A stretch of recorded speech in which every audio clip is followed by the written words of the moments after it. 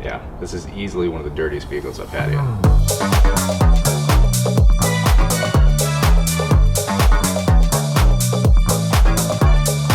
Alright, so as usual guys, I'm starting with a pre-wash rinse of the vehicle to get as much dirt off as possible before my wash mitt ever touches the paint, which will greatly reduce any chance of instilling swirl marks in this vehicle's paint.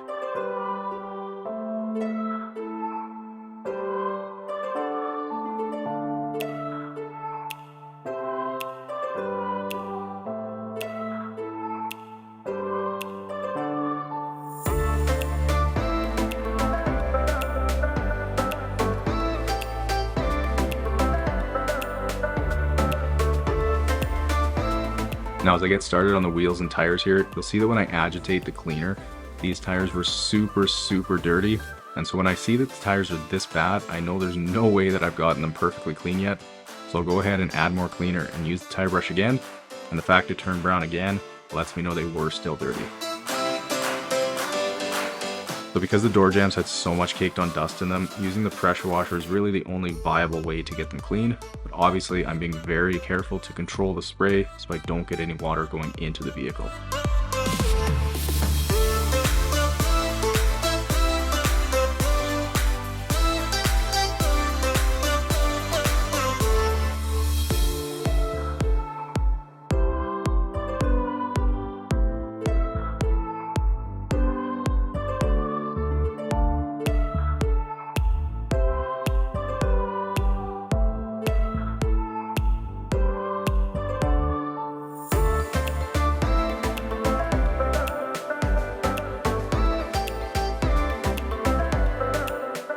So with the driver's floor mat being the worst of them all, and hard as a rock in the dirty parts, I have to say I wasn't sure if the solution and drill brush would be able to loosen the dirt, so I was definitely happy to see the solution turn a nice gross shade of brown, although I'm fairly certain that the majority of the smell that was inside this vehicle was in these floor mats, because the second that I started pressure washing them, my entire garage absolutely reeked of cigarette smoke.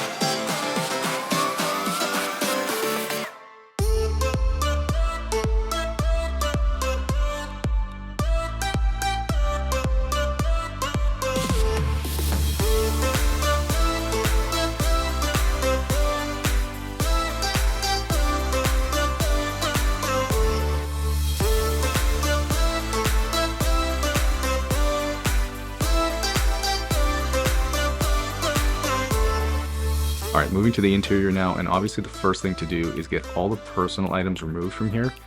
And I'm not exactly sure what the heck this thing was, but definitely gave me a laugh anyways. So with everything out of here, I can quickly get the amp and the sub unhooked and get started on vacuuming these carpets.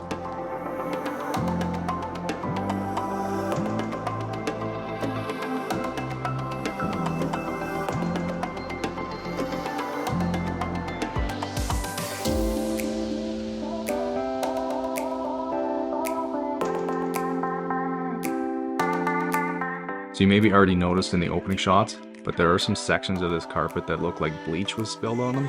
Although after talking to the owner, she told me that it was actually battery acid that was spilled in here. And so unfortunately it ended up ruining most of the carpet in the driver's footwell.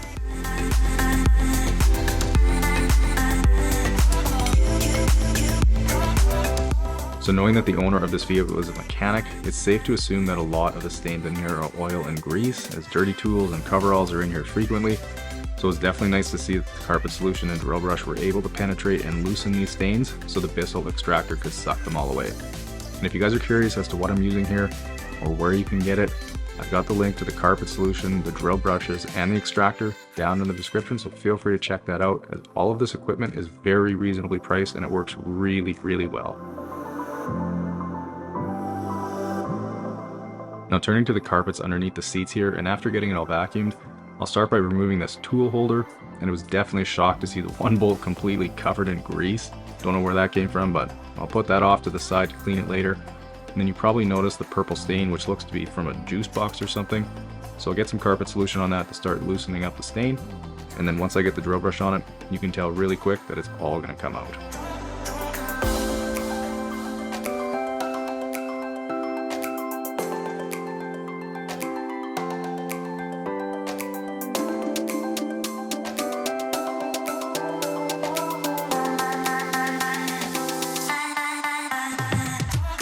Moving to the driver's footwell here, and despite this carpet looking horrible from the battery acid incident, I'm still going to clean it just the same as all the rest. And even on the first pass here, you can see the amount of dirt that was hiding in it.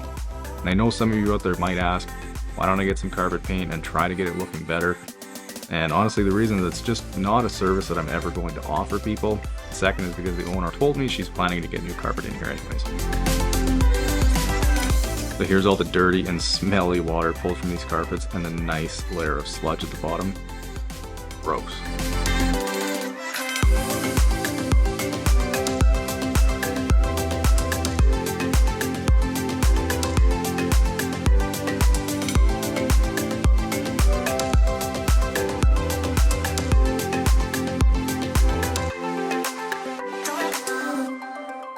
So given the condition of this vehicle when I started today and knowing it doesn't get clean very often, I'm using my detailing clay here to remove any surface bonded contaminants from the paint, get it prepped and ready for the sealant I'll be applying.